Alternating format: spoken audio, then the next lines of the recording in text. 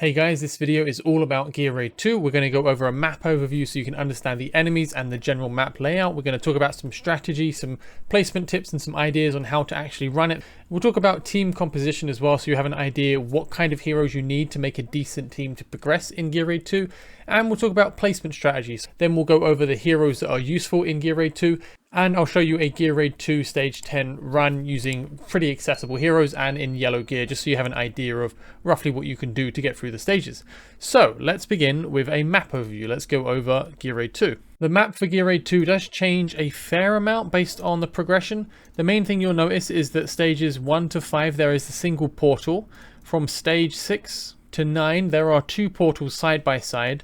And then from 10 onwards, you have two portals with a divider between the two of them. There's a column where you have two extra tiles. And as you go through, that extends to 3 tiles. So that's the general map layout. The main things that will be changing are the number of portals. So you'll have to defend with multiple defenders, which will mean that from stage 6 onwards, you will need 2 defenders. The other thing is the placement platforms are kind of tricky to get your heroes, especially your healers, to cover everyone. So that's the main thing to watch for. And as it progresses, there are some different enemies that we'll go over in just a second. First off, let's talk about the boss, the primitive golem who is the boss. You can see that the boss has 2 effects, Sandstorm and Earthshake. Sandstorm deals continuous damage to all targets equal to a percentage of the current target's max HP. Something that's interesting to note regarding Sandstorm is if you look at the map, you'll see it's pretty clear up until stage 13 where it has this kind of layer of dust over it. It's kind of hard to tell, but there is a difference. And that is because stage 13 to 18 is when you actually have the sandstorm in effect. For some reason, this is not applying before that stage. So I'm guessing it's just an issue. It shouldn't be showing sandstorm for the previous stages.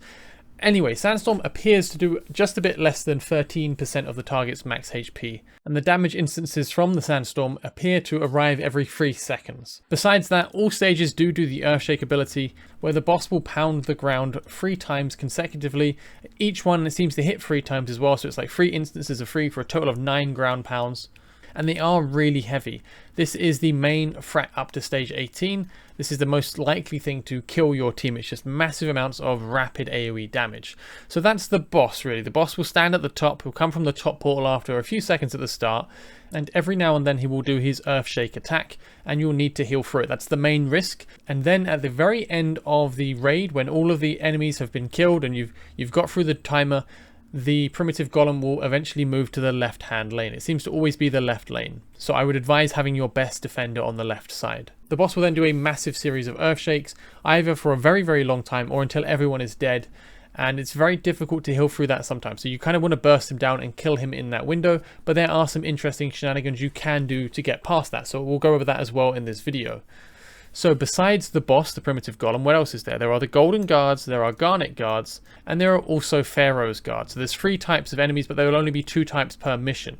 So focusing on the more mid-game stage, you'll notice that from stage 10 to stage 12, you have golden guards and garnet guards. Stage 13 to stage 15, you have the pharaoh's guard instead of the golden guards. And then from 16 to 18, you will have the golden guard and the garnet guard. And then from the last 3 stages, they finally add all 3 enemies at the same time. So the Pharaoh's Guard, the Golden Guard, and the Garnet Guard. So let's talk a bit about what each of them do. Well, first off, we have the Garnet Guard, since he is in all of the stages from stage 10 onwards. So the Garnet Guard has pretty high resistances, not massive attack, and not much HP. Common armor types, so there's no requirement there really, just any damage will kill these guys.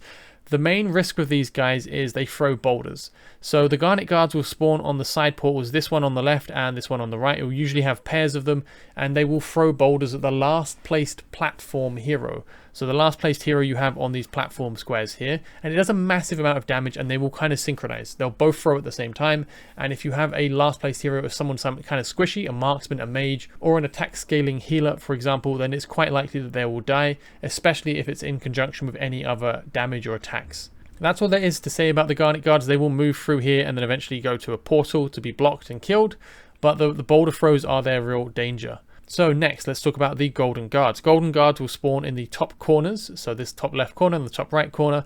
Again, common armor type, kind of averagey resistance, slightly more vulnerable to magic resistance as well as the Garnet Guard, but they have very high attack and they have higher HP.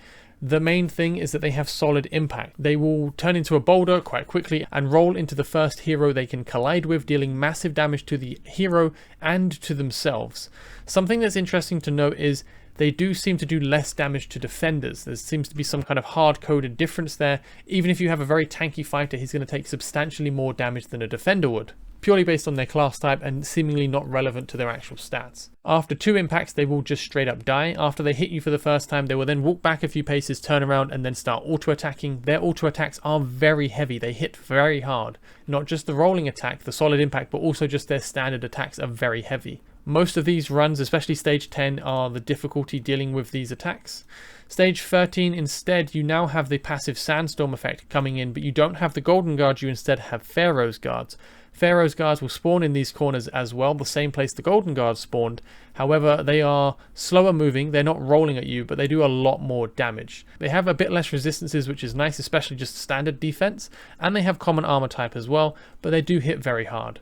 And you can see that the final stage is stage 18. We're not going to focus on stage 19 to 21 in this video, but the final stage before that, stage 18, the golden guard is the one that you'll be fighting the rollers. So now let's talk about the team composition, and I'll show you placement and just a few strategy options. Isolde is currently available in a fusion event on the global server, which is the reason I've used her. Most people will have her. I'm using as my other defender Livian, as she is fusible. So these are the only 2 epic defenders that are guaranteeable or mostly guaranteeable at the moment.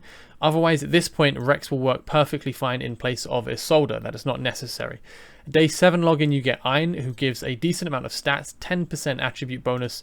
So I do like to use Iron just for this, faction lord bonus. So that covers my 2 defenders, Livian and at the moment Isolde. Then for my healers, I've taken Lightlock as he is fusible, and I've taken Nisande as I don't have her built up yet. She has awakenings, but they're not as impactful as they are on other healers. All of these guys are 5-starred max promoted, other than the rares. The rares are left at 3 or 4-star. For the DPS, I have Brienne, as she is commonly granted as the first freebie epic. If you have Tariel instead, that's fine, or Tazira, or Theowen. Doesn't really matter too much, but this is the most attainable DPS that I have. And then I have Iona. She is available in a very cheap pack, but she's also just an epic DPS. Again, all of these are just 5-star. All of these are just in epic and yellow gear. I'll show the rest of the stats at the end. So, the team composition, that's the important part. Well, we have our 2 defenders. We have Isolde and Livian, and we have Rex if we need it. We'll get into exactly which heroes can work in each role, but just to give you an idea of the team makeup, we have 2 defenders, ideally epic defenders, Livian and Isolde, though we have Rex who would work fine as well. We have 2 healers, we have Lightlock and Nisande, and then we have 2 DPS options for Iona and Brienne. Besides that, we have 3 other heroes. One is Ayn, which is just for the Lord benefit, though I can use him as fodder as well. And we have Na'vi for cost generation, and we have Decimus to throw him in as fodder. Another good thing about Na'vi is if you look, her cost is 10. So even if you don't find a way to use her for the cost generation, she is one of the cheapest heroes in the game to put down. So I do like to use her just to fodder out the boulders. So let's have a look. So to start things off, we will have one of these rolling boulders in the top left. If you try to just heal them, it is quite heavy damage. If I was just to chuck a Livian down and to chuck a Lightlock to heal her, for example, you'll see that a second boulder will be rolling. There's a lot of damage coming out, and I don't have the cost to place a DPS until now. But now I have 2 of them, and they both hit very hard. Then we have a Garnet Guard spawning on the left, and he's going to be throwing boulders at Brienne, as Brienne is the last placed. And that means that Lightlock single target healing is going to be split between 2 different people. So it gets a bit tricky doing it that way. Another strategy you can do instead is you can use a cheaper hero and wait, such as Decimus, a rare, because he has the passive of Undying. You do want to skill him up, but it's perfectly easy to skill up rares. And as the boulder is rolling towards the center, you can throw down a Decimus just to block here, and you'll see that he blocks the wave until that point. The reason this is nice is the second one will just about hit, and then they start to roll again. So now I can throw down my actual defender, and then you see they both just instantly die. So now I can place down my Lightlock. I prefer to put him on the side because then he can heal across the lane, which I think is quite nice. It heals this additional tile basically. If you place him in the middle facing up, you won't get this extra tile on the left. So I prefer to place the healer on the side here. But now we need to actually kill the enemy, so we do want to get some kind of DPS down. So we'll put down Iona. She will be getting targeted now. And now we have a bunch of damage coming out. So at this point, it is kind of just down to how good your healer is. My advice would be, sometimes you do need to just sacrifice someone. So you need to watch for how it's going. If you have a single target healer and they're struggling, you will need to just make a judgment call on if you can keep them alive or not. For the time being, that seemed to be okay, so I'm going to place my Nisande here. That does mean Nisande is not going to be covering the bottom tile, but I would rather Nisande be able to heal my Lightlock. I will go over the better healers to use. I just wanted to make a team that was a bit more accessible and not already built. So now we have 2 more Garnet Guards coming. They are coming on the left side, and we have the Rolling Boulders. So things are a bit trickier here, but we have 33 cost, which is really helpful. So here we can put down a Decimus, and here we can put down a Na'vi since she's cheap. We'll ult on Iona to get some damage out. The healing is keeping Na'vi up at the moment, which is really nice. Decimus unfortunately had his passive popped, so he won't hold very long, but fortunately he holds just enough to block that. So now we've got some damage coming out. That one took a massive amount of damage from the roll. Iona is just about able to kill these guys off, but the right side is now getting a bit of too much focus.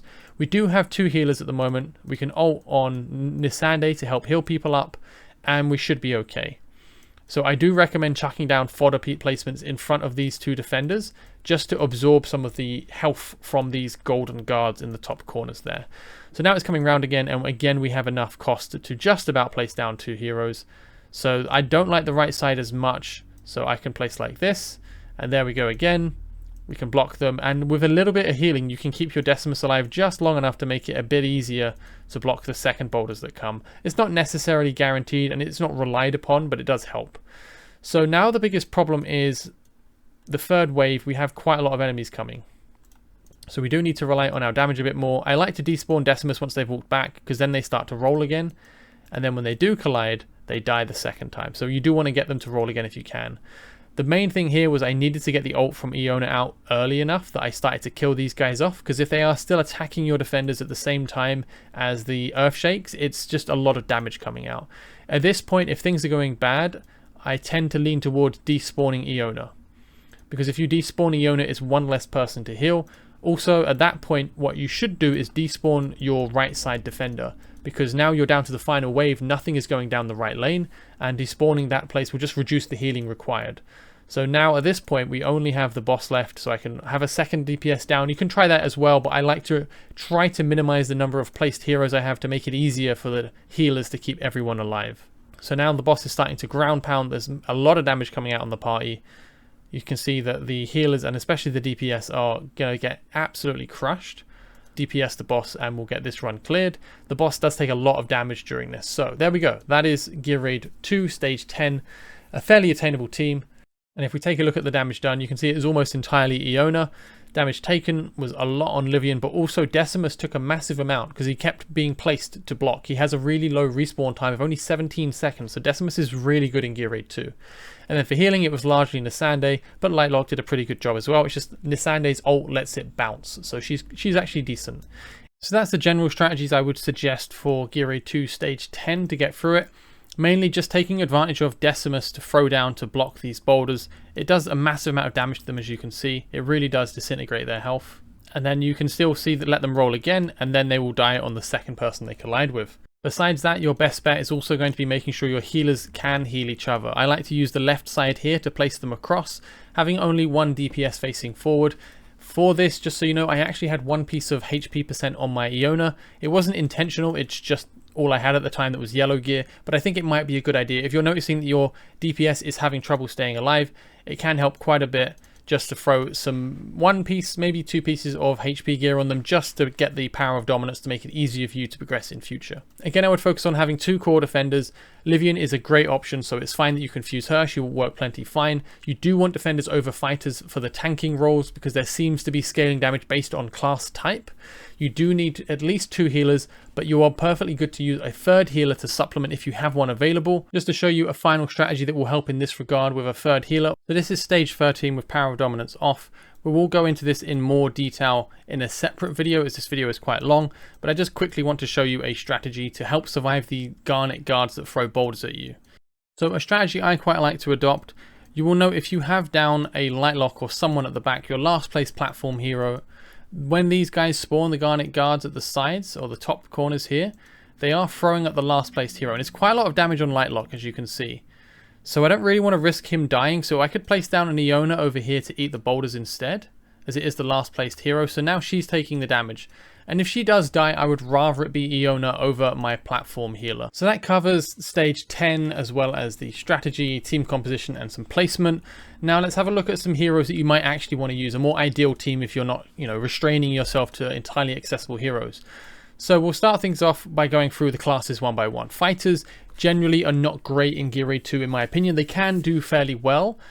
Abomination is quite decent as he does have an invulnerability state, but he needs to not be one shot. He needs to have his health reduced below 40%, but not instantly killed. If he's instantly killed, he just dies. It doesn't affect him at all. But otherwise, if it does proc at the right time, it can be good for absorbing the boulders. Some people have a lot of success with Abomination in Gear Raid 2. I never really have. Aside from that, someone like Zilla2, who is a ranged fighter, can be quite good to place behind the defender so you can get some solid magic damage out. Single target nuke to help deal with the boss at the end as well. So I would put her in the left lane behind the defender if you are going to try to use her. Valkyria is very good for this as well. Similarly, she can attack in a line, she can deal AoE damage, and she can even revive the defender once if they do die. So Valkyria is quite nice actually. She's also the North faction, so if you have a soldier as a lead, it will be granting bonus stats to Valkyria. Besides that, I don't really recommend too many of the fighters. You can try something like Scorch for some AoE damage from behind. You can maybe use Wrath if you have him because he does high damage output, but it's quite tricky to keep him alive and he won't be able to soak the boulders, they will just kill him. Volker, if you can get her Awakened 1, which you will get from completing Tied Stage 105, is incredibly good. Volker herself you get from completing the storyline, of course, but Awakened 1, which you will get from Tied 105, reduces the revival team of all ally heroes by 25%. This is incredibly good for Gear Raid 2. It's just phenomenal. It makes her one of the best heroes in the game for it. You don't even need to place her. She just needs to exist on your team, and she will grant you this bonus. So you need to have her in your roster of 10 heroes, but you don't need to place her. Everyone else will have a reduced revival time, and it's really good for using heroes like Decimus, or just chucking people down like Na'Vi or Rex or whoever it is to block the boulders just temporarily. So moving on, defenders. This is obviously the most important part for the run. King Haas is of course incredibly good, mainly because he is the North faction legendary lord, so a bunch of bonus stats, bonuses to defense for shielded allies, and periodically granting a massive amount of max shielding to allies. So really good lord bonuses. Additionally, he can do some AoE damage, which is not really too important. The freeze helps quite a bit as it reduces the damage taken, and it is a very nice self shield.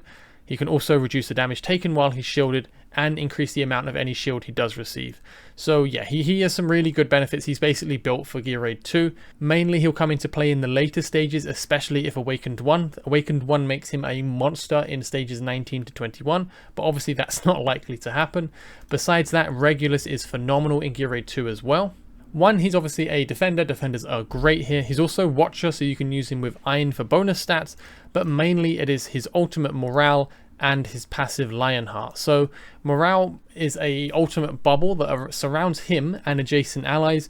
He will absorb 40% of the damage dealt to his allies for 12 seconds, and it will also boost his max HP for 40%. Obviously these increase with skill ups as well. It just makes it way easier to keep your squishy allies alive, especially healers who tend to have the most trouble surviving. Besides that, he has the Lionheart passive, which works perfectly in conjunction with morale. It is only one time per placement, but when he drops below 10% HP, he becomes immune to all damage for 8 seconds, which is up to 12 seconds. It's once per placement. It's not once per battle as it says, it's per placement.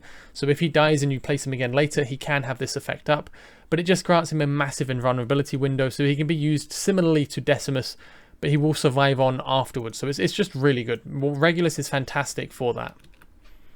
Toreador is the legendary lord for the Nightmare faction. I don't rate the Nightmare faction generally too much for this because they do have a passive reducing healing received by 20%, which is not too great. 15% if it's Toreador. He does do some good damage. He is a 2-tile attacker. He applies defense reduction, he can stun, but the main reason you would use him really is his Hellfire Resurgence. He can revive after dying once per deployment, and he will restore 50% HP and rage, so he'll just instantly respawn. So obviously he'll be quite good just for that. Next we have Azhor. Azhor is not super popular, but he can stun, which does reduce damage taken, and he can boost himself with some defense as well. So he's not awful. He can also throw shields around based on his defense, so you'll build him with defense with obviously some HP focus as well, and he'll sometimes be throwing out shielding, which can be quite good. So I would definitely use Azhor if you have him. He's not my preferred tank to use, but he will work. Next we have Baron. Baron is fantastic in Gear Raid 2. He has a big shield which you can place, you save it to use it at the right time, either for earth shakes or if there's a bunch of enemies approaching.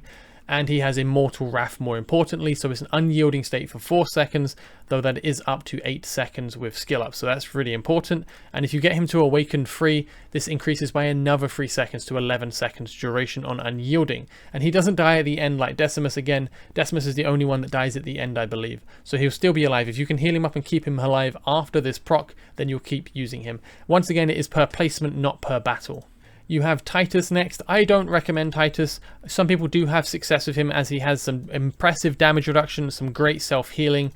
There's some really good things in here that are quite useful. Once per deployment, he can basically avoid fatal damage and then restore up to 100% HP over 5 seconds. But he costs 31, which I'm not super keen on. 31 is a lot. Yes, he can do this annihilation mode and do a bunch of AoE damage, but you can't heal him. So he really has only a limited shelf life, and he costs this much. So I would rather use other defenders. Though if you don't have other defenders and Titus is the only one you have, then perhaps it's worth giving it a go. But yeah, I've not tried it personally, and I wouldn't recommend it due to his cost just being so restrictive. Livian is the fusion defender. She's really nice as she does have stuns, self-healing, and she has a really good amount of damage mitigation. With skill ups, it's actually up to 30% physical damage mitigation, and she has some other effects for some other damage. Mainly, it's just the damage reduction, which is really nice, and she's very attainable as well. But very attainable and quite good, especially as her ultimate is permanent after it is cast. So it's just permanent damage reduction, which is really nice. Next we have Olag. Olag is just ridiculously good. He's one of my preferences to use. He just passively shields himself every 12 to 10 seconds on skill ups. The shield is either 50 or 75% of his max HP. So he can sustain himself for a very, very long time. He's also North faction, so he's easy to use. His Awakening 1 increases all shield strength by 10%. His third Awakening is just more health because that scales on his shield. And his fifth Awakening will grant physical damage reduction to allies around him as well. So that is quite nice. I personally would not recommend using Olag's ultimate as it does prevent him from toggling his shield on, which is very unfortunate. So I never actually use Olag's Unbreakable Shield. It does give him nice block, it does increase his physical damage reduction, but his main survivability comes from the Silver Shield Auto, and it will not cast while he is using the Unbreakable effect. So as you can see here, his shield has run out. I ult on him, and he's not replenishing his shield. He would have by now, but he's not recasting his shield. So although he is taking less damage, I would much rather him be casting his shield.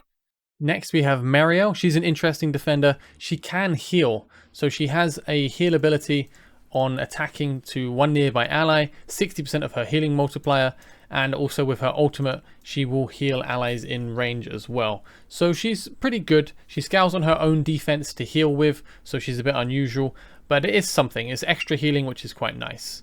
Aveline is someone that I honestly overlooked for a while. She can AoE stun, which is quite nice, and she has good defense scaling. And you may see here when you click on her, it says she has a block value of 3, but she actually has a block value of 4. That being said, blocking 4 enemies is not super necessary in Gear Raid 2. I wouldn't really recommend Aveline for Gear Raid 2, but I think she is decent. She can definitely help. Just so you know, the reason it doesn't show block value of 4 is because you need to promote her. Her second promotion will increase her block value by 1, so that's where it's hidden. So besides that, we have then got Isolde. Isolde is obviously a very nice one because she is a North faction lord, 10% stats to North heroes, and you're going to use a lot of North heroes, and periodic shielding is really good. She does some AoE damage to all blocked enemies every 7 attacks, but I don't really care too much for that. But the other 2 abilities are really good. She also gains defense based on enemies blocked, and her ultimate shield wall will increase her block for herself and adjacent allies, which I don't think is super useful for Gear Raid 2, but she will also inflict damage reduction upon herself and allies, which is quite nice. I like her passive most though, Northern Guard. Every 30 seconds, allies to her left and to her right will receive a shield equal to 30% of her max HP. This increases based on skill ups and based on her extra block value, so that can be from her ultimate or from the Olag's Wall artifact. If you time things right, this can be phenomenal in Gear Raid 2, but it is very fiddly and you do really need to pay attention to exact timings to get the benefit from it.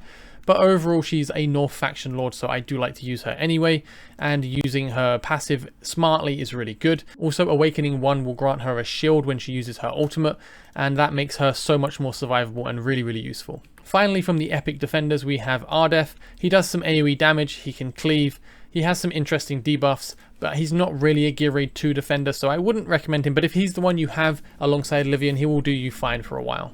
Moving on to marksman. If you're early and you're progressing, almost all of these marksmen will work perfectly fine. The better ones to use are of course Hatset for her ultimate. You can just drop her in and nuke enemies off the map. Setram is interesting, but his ult has quite a high rage cap. I'm sure you can benefit and use him cleverly, but as a squishy marksman, needing to wait for his ult to come up is not ideal. Calypso is similar. She needs a time to build up her Sealstone charges, and she's quite squishy, so she's likely to die. Nyx has a very high cost, so I don't really prefer to use Nyx. Silas is not a bad option as he has very high single target nuke, so he might be able to blast the enemies out quick enough. Cratch is AoE damage, so he might actually be decent here. The problem is his cost is again really high at 24, and in Gear Raid 2 you do need to cycle heroes quite a lot, so that's not very ideal. From the epic heroes, Brienne is okay because she can do some AoE damage with her ultimate, but again quite squishy. Maul is great as he has a nuke from his ultimate Abyssal Surge that can just wipe out an entire wave of enemies. Maybe you need to supplement this with an Autumn or a Dolores to get an extra damage boost to one-shot them, but in general it's really good if you can make it work. Lunaria has really nice single target damage as well, just massive magic damage nuke, and the enemies are slightly more vulnerable to magic damage, so she's a very good option as well. Aside from that, most of these are okay but not ideal. Finally, the healers. Pretty much any of the legendary healers are going to be good. The first two, Eloin and Leia, are going to be good for their AoE healing. They're both multi-target healers, so healing 3 people at a time. They are both attack scaling. So the most important thing to note with the healers is how they scale. Are they scaling on attack or HP?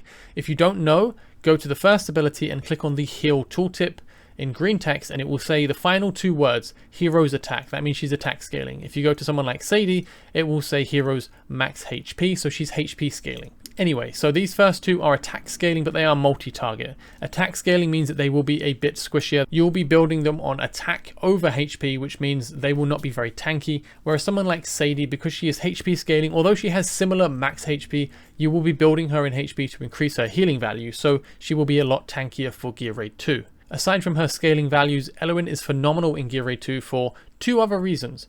The first is her ultimate, Grace of Nature. She can just drop this and AoE heal in a burst around her allies, so it's really good for surviving the Earthshakes. The second reason is her Elf of Forest, where she can place a Wood Elf.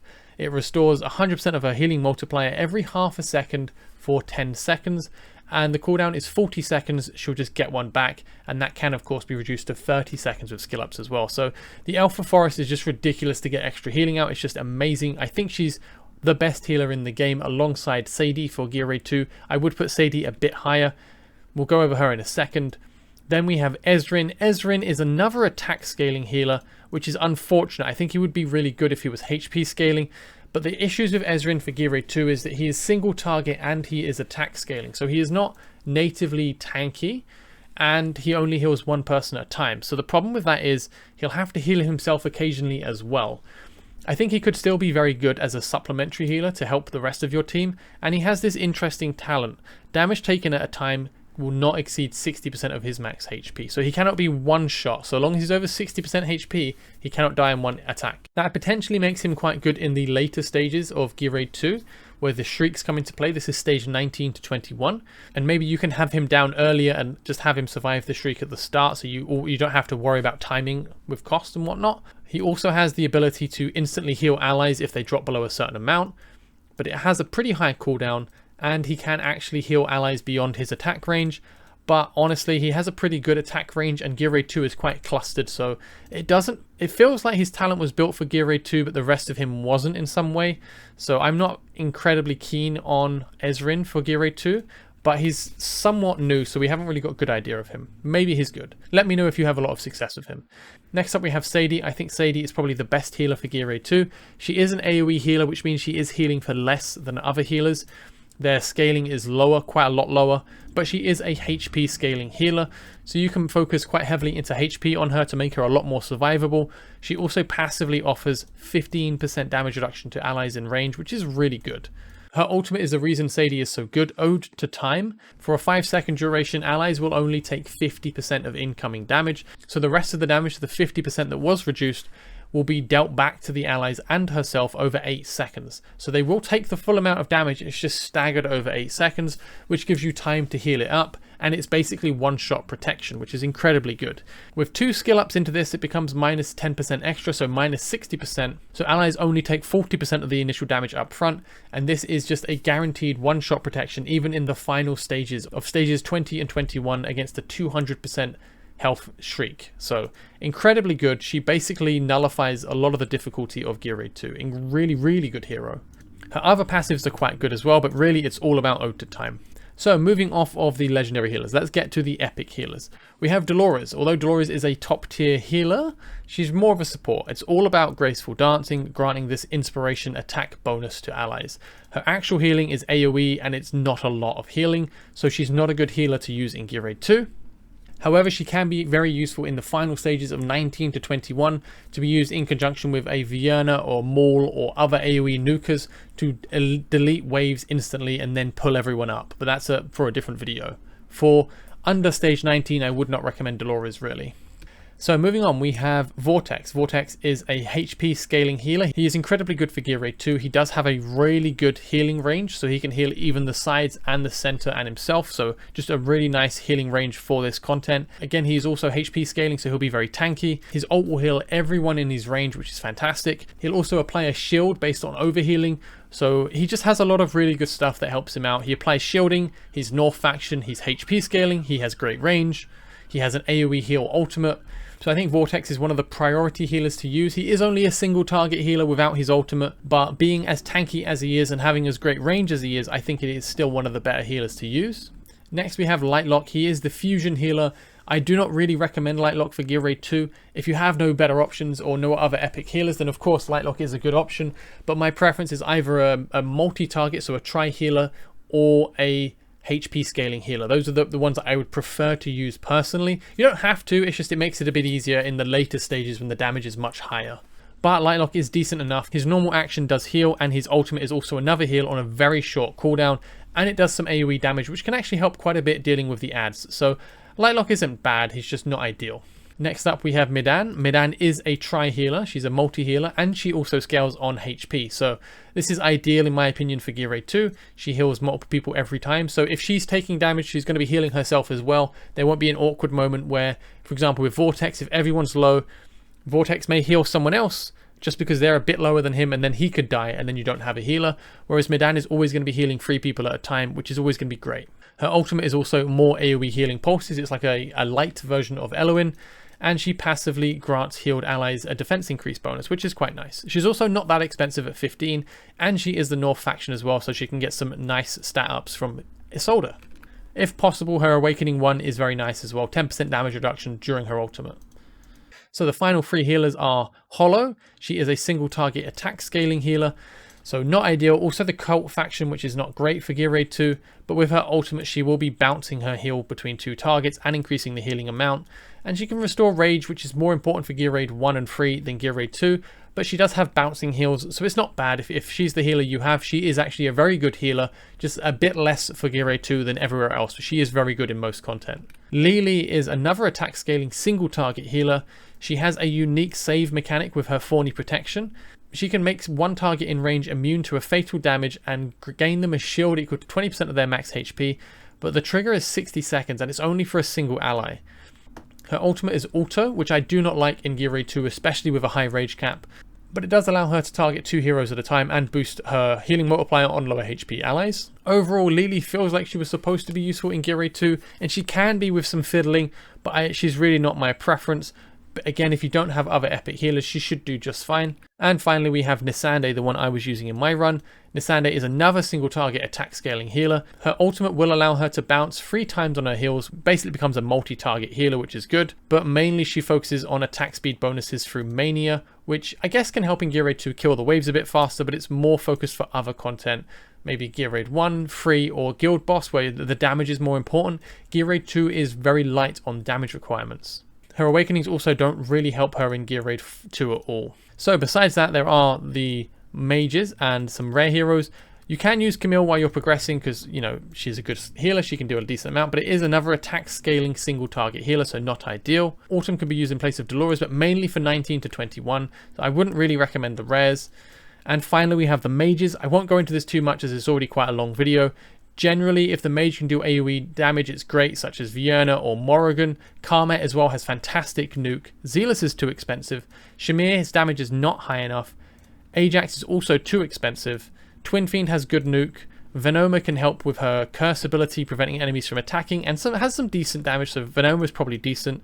Nocturne has great single target damage, so he's probably quite good. From the epic heroes, some people have some success using Mari's freeze to buy time before the boulders hit, but I personally prefer to just throw down fodders instead, as Mari will become another person you have to heal if you use her that isn't applying much damage. Besides that, the rest of these epic heroes are really only going to be useful if they can burst the enemies down. Iona is good with her ultimate. Imani is also good with her ultimate, though you do want her first awakening to remove the downtime, the weaken effect.